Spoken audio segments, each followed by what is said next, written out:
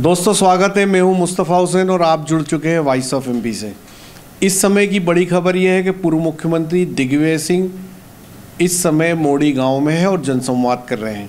दिग्विजय सिंह बीती रात को उदयपुर से नीमच पहुंचे थे, नया गांव होते हुए मोड़ी गांव पहुंचे और वहां पे उन्होंने एक मेघवाल परिवार के घर में रात गुजारी। आज सुबह रामधुन के साथ उन्होंने प्रभात फेरी निकाली और उसके बाद वो मोड़ी माता के प्रसिद्ध मंदिर में पूजा अर्चना के लिए गए। पूर्व मुख्यमंत्री दिग्विजय सिंह के इस दौरे को कवर कर रहे थे हमारे सहयोगी एडिटर नवीन पाटीदार। वे दिग्विजय सिंह के साथ थे, उन्होंने उनसे बातचीत भी की और पूरा घटनाक्रम उन्होंने अपने आंखों से देखा।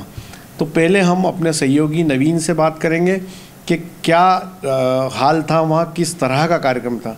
नवीन, जब आप सुबह वहाँ थे, किस तरह से दिग्विजय सिंह ने प्रभात फेरी निकाली रामधुन के साथ, क्या माहौल था वहाँ? हाँ मुस्तफा जी, अगर बात की जाए तो जिस तरीके से दिग्विजय सिंह का ये दौरा बना है तो कुल मिलाकर राजनीतिक दौरा माना जा रहा है, क्योंकि जिस तरह की स्थिति हमने वहाँ देखी, बड़ी संख्या में कांग्रेसी कार्यकर्ता मौजूद थे। साथ ही अगर बात की जाए तो सबसे पहले वे रात को यहाँ पर आए, जहाँ मोड़ी गाँव पहुँचे, वहाँ पर दलित परिवार के घर पर रुके। वहाँ पर उन्होंने सबसे बड़ी, जो हमने स्थानीय लोगों से बात की, कांग्रेस नेताओं से बात की, तो सबसे बड़ी चीज़ निकल के ये सामने आई कि जिस घर में वो रुके थे और खाने की जो व्यवस्था की गई थी वहाँ पर उनके लिए, लेकिन उन्होंने जो है वो पैकेट जो खाने का आया तो उस खाने के पैकेट को उन्होंने बोल दिया कि ये खाना मैं नहीं खाऊंगा और इस परिवार में क्या खाना बना है उस खाने को मैं खाऊंगा। वे खुद किचन में गए, वहाँ पर किचन में जाके उन्होंने खुद ने बर्तन देख के किस में क्या पड़ा, क्या बनाया, तो जो उनका बचा हुआ खाना जो था दलित परिवार का, वो खाना उन्होंने खाया। तो ये सबसे बड़ी बात थी कि कहीं ना कहीं जो है उन्होंने उस खाने को छोड़ा और वो परिवार के यहाँ पर उन्होंने उस खाने को खाया।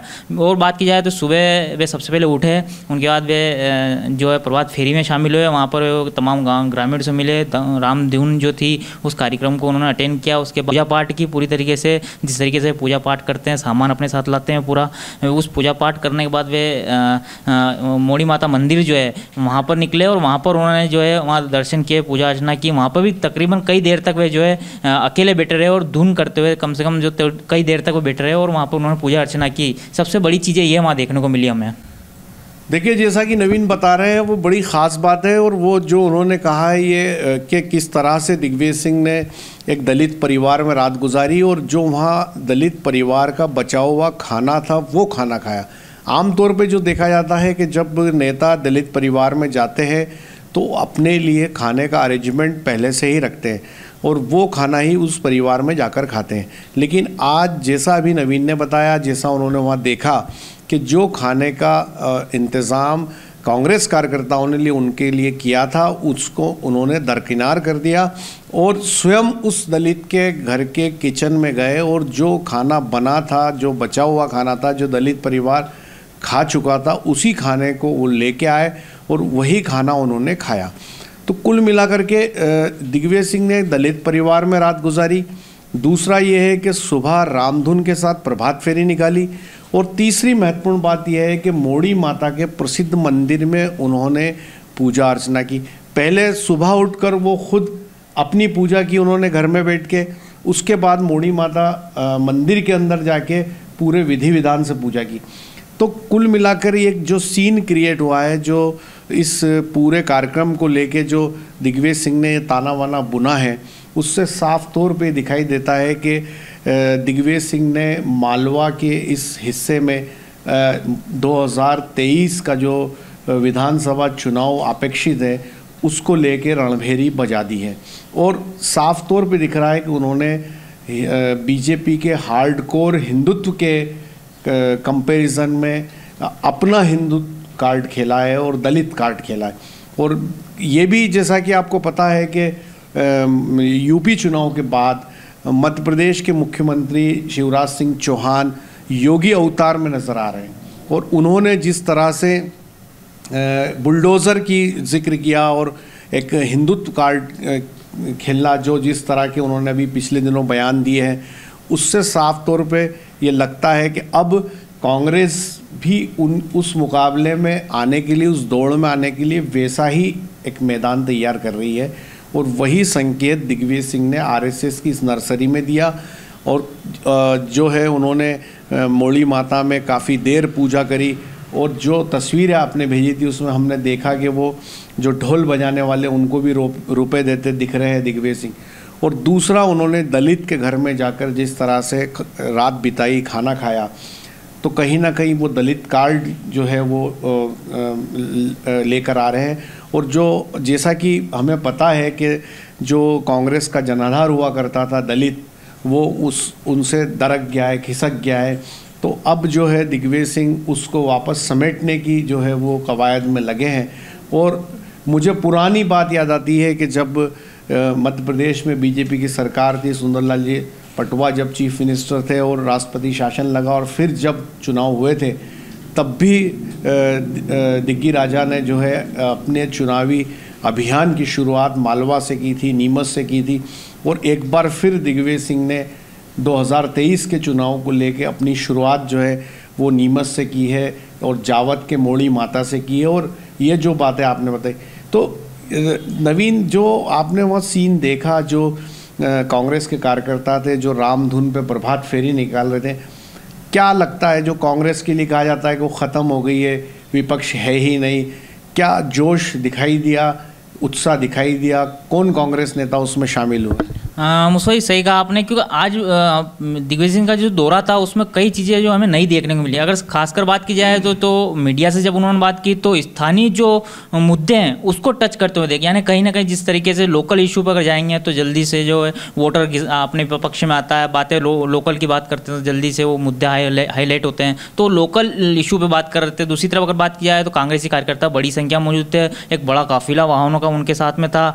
कई नेता जो है नीमच मंदसौर के जो उनको लेने आए तो उनके काफिले में मौजूद थे, जनसंवाद में मौजूद थे। दूसरी तरफ अगर बात किया है तो अगर मान लो के विधायक विपिन वानखेड़े वे खुद यहाँ पर आए हुए थे, यानी कि कहीं ना कहीं जो दिग्गज नेता हैं वे भी लगातार जो है अब इनके दौरे में शामिल थे। दो चीज़ें बड़ी देखने को मिली। साथ ही अगर बात की जाए तो ऐसा भी माना जा सकता है कहीं ना कहीं चुनाव की रणनीति जो है अभी से दिग्विजय सिंह जी तैयार कर रहे हैं। जिस तरीके की स्थितियाँ हमने देखने को मिली, जिस तरीके से संवाद कर रहे थे, लोकल टच में महिलाओं से बात कर रहे थे, ग्रामीणों से बात कर रहे थे, जिस तरह आपने कहा ढोल पे पैसे, ये चीज़ें जो होती है लोकल होती है, कहीं ना कहीं टच करती है नेता को और एक वोटर को, तो ये चीज़ें हमें बहुत महत्वपूर्ण देखने को मिली। देखिए, आप जो बात कह रहे हैं वो सही कह रहे हैं कि जो चुनावी चौसर बिछाते दिख रहे हैं दिग्विजय सिंह, और जैसा कि पिछले दिनों हमारे पास खबरें आ रही है कि दिल्ली के दरबार में जो सोनिया गांधी के एक बार फिर दिग्विजय सिंह नज़दीक हुए हैं, और जो कांग्रेस के जो इंटरनल जो फैसले है उसमें दिग्विजय सिंह को शामिल किया जा रहा है। तो ये जो उसके बाद एक दिग्विजय सिंह एक नए अवतार में नज़र आ रहे हैं। और जो चुनाव जब वो हारे थे 10 साल की सरकार के बाद, तब उन्होंने चुनाव को अलविदा कह दिया था और ये कहा था कि अब वो 10 साल तक किसी तरह का चुनाव नहीं लड़ेंगे। और उसके 10 साल के बाद वो राज्यसभा के सदस्य चुने गए और इस समय राज्यसभा मेंबर है वो।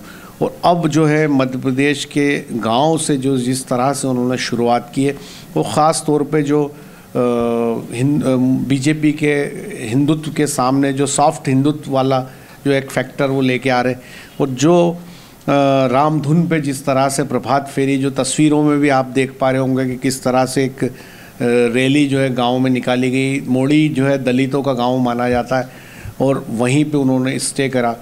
तो नवीन, कांग्रेस के जो कार्यकर्ता थे उनकी संख्या कितनी थी और उनमें क्या दिग्विजय सिंह एक जोश फूंक पाए? आपको लगता है कि उनके आने से कांग्रेस का कुछ मोराल बढ़ा हो, उत्साह जगा हो? नहीं मुस्वा जी, ये तो हमें देखने को मिला वहाँ पर जिस तरीके से दिग्विजय सिंह, वहाँ पर इस बार हमें गुट देखने को नहीं मिले। सबसे बड़ी चीज़ गुट रहता है, कार्यकर्ता छठा रहता है, आता जरूर है, बड़ा कोई नेता आता तो अलग से खड़ा रहता है, लेकिन उनका काफिला, उनके साथ जनसंवाद हो या फिर मोड़ी माता में दर्शन की बात हो, तो सारे नेता एक जगह मौजूद थे, भले वो किसी भी गुट के हो, कमलनाथ जी के हो या दिग्विजय सिंह के हो या किसी के भी हो, लेकिन वे एक जगह मौजूद थे। ये एक नई चीज़ हमें देखने को मिली। ऐसा माना जाता है कि सोनिया गांधी की फटकार के बाद जिस तरह की खबरें जा रही है, एक बड़ी फटकार इनको लगी, उसके बाद कहा गया कि एक परिवर्तन लाएं आप। साथ ही अगर बात की तो उन्होंने एक बड़ी ये बात ये भी कही हमसे बात करते हुए कि कमलनाथ जी के नेतृत्व में ही चुनाव लड़ा जाएगा, ये हमसे खुद ने कहा उन्होंने। नहीं, मैं आप पे वो बात भी करूंगा जो आज आपकी दिग्विजय सिंह से जो एक्सक्लूसिव बात हुई है उस पर भी हम चर्चा करेंगे। पर ये जो मोड़ी गांव को जो चुना, क्या लगता है आपको, मोड़ी गांव को ही क्यों चुना? सबसे ज़्यादा दलित वोटर वहाँ पर है, दलित परिवार वहाँ पर है, तो कहीं ना कहीं जिस तरीके से दलित एक वोटर जो खिसकता हुआ दिख रहा है, तो इन्होंने वहाँ पर कैचअप किया उस जाके, जिस तरीके से रुके वहाँ पर बात की, गांव में घूमे, कई जगह गांव में जाके परिवार में चाय पी इन्होंने, तो कहीं ना कहीं जो है ये एक बार फिर मजबूती से दलित परिवार को अपने बीच में, वोटर को अपने साथ लेना चाह रहे हैं। इस तरह की स्थितियाँ वहाँ में देखने को मिली जिस तरीके से इन्होंने जो वहाँ पर जनसंपर्क किया। नवीन, आज आपकी दिग्विजय सिंह से बातचीत हुई, 1-to-1 बातचीत हुई, और क्या खास बातें दिग्विजय सिंह ने आपसे कही? एक तो बड़ी बात है कि कमलनाथ जी के नेतृत्व में हमने जब विधानसभा चुनाव को लेकर उनसे बात की कि आप मध्य प्रदेश में कांग्रेस चुनाव, विधानसभा चुनाव किस तरीके से लड़ेगी, तो उन्होंने कहा कि कांग्रेस जो है कमलनाथ जी के नेतृत्व में चुनाव लड़ेगी, ये एक बड़ी बात कही। साथ ही अगर बात की जाए तो उन्होंने जिस तरीके से अभी अगर बात की जाए तो जिस तरीके के खरगोन की बात हो या जिस तरीके के उपद्रवी मामले सामने आए, दंगे सामने आए, उसे लेकर उन्होंने कहा कि भारतीय जनता पार्टी और मुख्यमंत्री जब तक नहीं चाहता है तो ये ऐसा नहीं हो सकता। यानी कहीं ना कहीं सरकार पर भी एक हमला जो है इन दंगों को लेकर घेरने में लगे रहे। दूसरी बात की जाए स्थानीय लोकल इशू पे जो थी, उन्होंने आगे होकर हमारे बिना सवाल पे उन्होंने कहीं ना कहीं उनको ये सवाल जो है और यहाँ के जो मामले हैं उनके टच में थे, तो उन पे भी उन्होंने राशन घोटाला मामला की बात की जाए या फिर अन्य कोई किसानों की बात की जाए, उस पर बात करते हुए देखे। तो 2-3 बड़ी बातें इस पर थी। उन्होंने जो किसानों पे क्या कहते हैं दिग्विजय सिंह? किसानों पर उन्होंने कहा है कि किसानों के लिए लगातार सरकार काम कर रही है, मेहनत कर रही है और हरदम जो है सरकार किसानों के साथ खड़ी है। भारतीय जनता पार्टी श्री हमेशा जो किसान विरोधी नीति अपनाती है, जिस तरह की उन्होंने कहा कि चाहे समर्थन मूल्य की बात की जाए या फिर अन्य किसी मुद्दे की बात की जाए, हमेशा कांग्रेस साथ खड़ी रही है। इस तरह की बात उन्होंने हमसे कही। कांग्रेस साथ खड़ी रही है किसानों के, तो कहीं ना कहीं किसानों को भी वो किसानों की बात करते हुए नजर आए। और लोकल मुद्दों पे कोई विशेष बात उन्होंने बोली? नीमच मंदसौर ज़िले के किसी इशू पे कुछ बोले? मुस्तफा जी, अगर बात की जाए सबसे बड़ा मामला जो जिस तरीके से प्रदेश लेवल पर राशन घोटाला का मामला जो आया था, ट्रक गायब हुआ था, उस मामले को उन्होंने बड़ी तेज़ी से उठाया। उसमें उन्होंने कहा कि इसमें भारतीय जनता पार्टी का बड़ा हाथ है, संघ के नेता इसमें जुड़े हुए हैं, उसका नाम आ गया लेकिन अब अभी तक गिरफ्तारी नहीं हुई है। इस तरह से जो बड़ा इशू हुआ था उसको लेकर वो घेरते हुए दिखे, ये सबसे बड़ा पॉइंट था वहाँ। दिग्विजय सिंह जी जब कभी बात करें और अगर संघ पे हमला ना करे तो दिग्विजय सिंह की बात अधूरी है, और वो अपने बयानों में आरएसएस को हमेशा घेरते हुए नज़र आते हैं। और मुझे अच्छे से याद है उन्होंने ही इस देश में सबसे पहले एक बयान जारी किया था, और जब ये कहा था कि आरएसएस पे आरोप चस्पा किया था उन्होंने कि संघ के लोग बम बनाते हैं, उसकी काफ़ी प्रतिक्रिया देश में हुई थी और एक बड़ा इशू जो है उन्होंने बना था। और जब दिग्विजय सिंह खुद सीएम थे तब उन्होंने इस पर प्रतिबंध लगाने की बात भी की थी। और ये तमाम चीज़ें जो है उनका जो सीधा जो हमला होता है वो आरएसएस पे होता है। और आज जिस तरह से ये पूरा मामला हुआ है, जैसा आप बता रहे हैं कि एक रामधुन के साथ जो प्रभात फेरी निकाली गई, उसके बाद दलित के यहाँ रात गुजारी और उनका जो घर में बचा हुआ खाना था वही दिग्विजय सिंह ने खाया, जो इंतज़ाम उनके लिए किया किनार कर दिया। और गांव के अंदर जनसंवाद भी किया, 1-to-1 बात की, लोगों से उनकी समस्या जानी, और खरगोन मामले को लेकर भी अपनी तीखी प्रतिक्रिया दी और कहा कि सरकार की बिना इजाज़त के इस तरह के दंगे नहीं हो सकते। तो कुल मिलाकर के यदि देखा जाए तो मालवा के इस हिस्से में जो संघ परिवार की नर्सरी है, जो नीमच ज़िला, वहाँ से वो सीधे तौर पे भारतीय जनता पार्टी और आरएसएस पे हमलावर नज़र आए। और दूसरी बात यह है कि वो बीजेपी के हिंदुत्व के सामने अपना एक सॉफ्ट हिंदुत्व वाला चेहरा उन्होंने रखा। और शायद दिग्विजय सिंह ये बताना चाहते हो कि रामधुन पर भी हम जो है किस तरह से एक बिना गाजे बाजे के जो है तो हम उनकी प्रेयर कर सकते हैं, स्तुति कर सकते हैं और ये एक सद्भाव का माहौल बना सकते हैं। जो प्रभात फेरी को उन्होंने सद्भावना फेरी जो नाम दिया था, ऐसा मुझे लगता है। तो कुल मिलाकर के दिग्विजय सिंह जो स्ट्रेटजी उन्होंने बनाई, जो जहां नीमच से जो शुरुआत करने की, एक सरकार को घेरने की, जो नीमच का जो जावद है, ये आखिरी जो छोर है, ये पश्चिमी मध्य प्रदेश का किनारा है और जावद के बाद जो है पड़ोसी राज्य राजस्थान की सीमाएं लग जाती है। तो ये आखिरी जो है वो ज़िला है मध्य प्रदेश का और आखिरी विधानसभा सीट है जावद, और यहाँ से उन्होंने शुरू किया है। तो उल्टी गिनती शुरू कर रहे हैं दिग्विजय सिंह, ऐसा लगता है। अब ये उल्टी गिनती भारतीय जनता पार्टी की शुरू कर रहे हैं या क्या कर रहे हैं, ये तो आने वाला वक्त बताएगा। लेकिन फ़िलहाल जो एक खाका दिग्विजय सिंह ने तैयार किया था उसमें वो मुझे एक उनके जो मकसद की तरफ जाते हुए दिख रहे हैं। और उन्होंने कहीं ना कहीं ये जो मालवा के इस हिस्से से 2023 की जो है रणभेरी बजा दी है।